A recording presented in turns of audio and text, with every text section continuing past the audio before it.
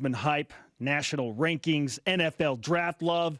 Zach Wilson is handling it all right now as the quarterback at BYU. So how does he stay grounded? We talked with the junior quarterback yesterday on Zoom via the Deseret First Credit Union hotline. Zach, other than more dancing from Wes Wright, Jason Ayu, and Billy Nixon, what was the best thing you saw during Friday night's win against Louisiana Tech? Yeah, I saw a pretty slow start from us, honestly, that we were able to capitalize on later in a couple drives, and we were able to actually come out and make some plays, have some short memory, not starting off pretty good, but then coming out and being able to let it go and put up some points on those guys. The defense came through and held them too. So just good execution overall.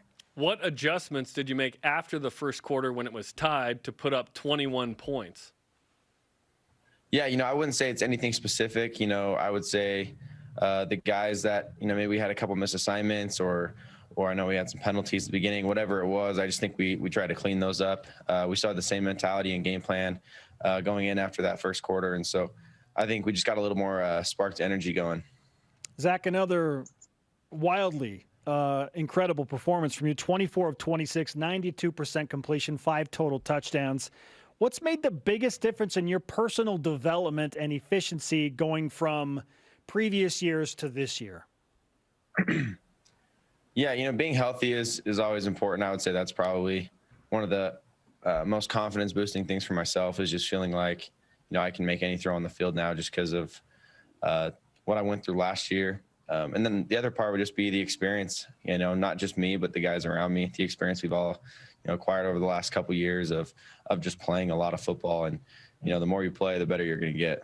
A couple of years ago when Kyle Collinsworth was having a triple-double, what seemed like almost every game, we would always ask him, did you know you were close? Did you know how many assists you had? In the middle of that game, and you've already had this with the 18 for 18, did you know that you only had 2 incompletions most of the time?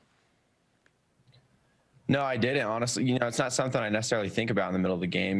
Maybe once you start getting subbed out, people will mention it to you or whatever. But kind of like the bowl game, I had no idea. It was kind of just one of those things. I actually did know that we probably didn't have many incomplete passes in that game. I didn't know how many, but I knew that we were, completing majority of the throws we were attempting. How would you compare 18 for 18 in the 2018 Idaho Potato Bowl to that performance on Saturday? Yeah, honestly, I look back at both, and I would honestly probably say that performance of just my decision-making, the level of difficulty of throws, the explosive plays was probably a lot higher level than the bowl game. I still had a lot of plays I feel like I left out there in the Idaho Potato Bowl of maybe things that would have been easier or better plays for me in that game. And, I feel like that experience is just coming for me in the third year. Zach Wilson with us on BYU Sports Nation. Are you looking to run more? Because you ended up with 3 rushing touchdowns, and I know we talked a little bit about this when I interviewed you right after the game, but as you've had the weekend to think about it, is this something that we should plan on seeing more, or are you wanting to run the ball more? Honestly, if someone told me you can run as much as you want and never get injured, then yeah, I would love to run the ball, but that's not a possibility. So honestly, probably not. The coaches have the same mentality that probably don't run me as much as I. Honestly, we don't need it. We got some great backs, and so I would say we had a great scheme as far as running me in this game. QB draw is a very I feel like a safe play for a quarterback. The box is very open. Guys are very spread out. You're able to, make guys miss or slide before getting hit. And then, if you're doing read zone, it's really you're only running if you're catching someone cheating. So if someone wants to chase the back, then you'll pull one, you'll slide, get a couple yards. So I really think that's probably as far as we'll take it. How would you compare your comfort level in terms of the playbook, the offense at the line of scrimmage, now that you are in your third year as a starter here with the same offensive staff? Yeah, I would say way higher, and I would say that's, the repetition. There's so many plays that are the exact same from 2018 of my freshman year, and, we've added so many wrinkles and things since then and, made things a lot more detailed and better. But I would just say the base of what we're doing has been the same for about 3 years. And so I feel like I have a great grip on just everything we're doing. And it's kind of just it's like second nature. It just comes easy to be able to, get a call from the sideline and you know exactly what's going on because you've repped it so many times. Zach Wilson with us on BYU Sports Nation. Zach, because of the way that BYU is winning in the first 3 games, large margins in the national spotlight, the Cougars have vaulted up to number 15 in both major polls. Is that number 15 ranking more validating or more poison for you? I think you could look at it from both ways. For me, I feel like we're getting that recognition that we deserve. And, at the same time, I'm not going to be sitting here saying, oh, look at us, look how good we are. We're a good football team and we need to keep approaching it that every single week. And we have UTSA this week and this is only our 4th game, so 15th ranking doesn't mean anything. If you lose a couple games, you're all of a sudden out of the ranking. So it really means nothing at this point. It's really just cool to see that people are realizing that we're a good football team, but at the same time, we can't drink that poison and think that we've arrived. Yeah, the efficiency is the thing that sticks out, and the reason BYU is ranked 15th, right, is the way you guys are playing on both sides of the ball. Special teams has been excellent as well. Punting, kicking, everything's been awesome. So what is it about the leadership of this group that is making sure that the resistance isn't necessarily the opponent, but it's like the standard you want to play to? Yeah, when you have a group of guys that take it, super seriously, whether it's the top 5% of that team, the guys that, really will give anything for this team. When they set a standard, when they're in their 3rd, 4th year, and they set a standard of what is required of this team, you start to get everyone else to follow. Everyone else behind those guys kind of starts to say, hey, unless we do this, we probably shouldn't be on this team. And this is what they require from us. And, a lot of the leaders have done a great job of setting that standard high of the expectation here at BYU, and that the past was not enough. And I think the guys have been doing a great job of taking it seriously and understanding that we have the potential to be very good, and we just have to give it everything we have. Gunnar Romney and Dax Milne have been, at least numbers-wise, your 2 favorite targets thus far this season. Are they happy, or do they complain that they're not getting the ball enough? Yeah, I'm sure they're pumped. Because we haven't had a couple super high receiving receivers in a while. So, I'm sure those guys are pumped about it.